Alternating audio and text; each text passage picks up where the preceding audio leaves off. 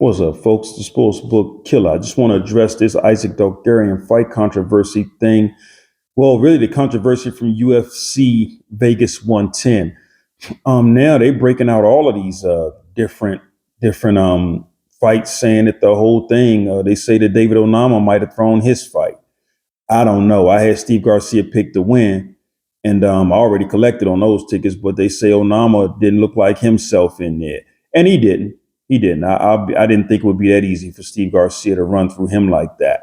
And he got finished in the first round. Then Isaac Dogarian. I mean, that was just sickening what I saw him do. And what hurts the most is that you think you betting, and a lot of times I know y'all experience this too. We bet and we lose, but then we wonder why did he fight like that? Like we wonder, but this was just like, are you serious? The money line moved that much, and then the guy gets in there and he forgets how to wrestle like that. That's just weird, very weird. And from what I understand, the FBI contacted the UFC on the way the money line was moving, so it raised a lot of eyebrows. And with Isaac Dogarian, when he lost his fight to Christian Rodriguez, I was one of the first people to come out and say, "Man, you didn't lose that fight." I even told Isaac Dogarian, I say, "Man, look, you're going to be champion one day, so prepare yourself." So if he was involved in something like this and through a fight or something like that, it would be so disheartening for me because I think he would have been a phenomenal fighter in the UFC, but now he's cut from the UFC. So it's just one of those situations where, when we bet now, when we gamble, we got to hedge.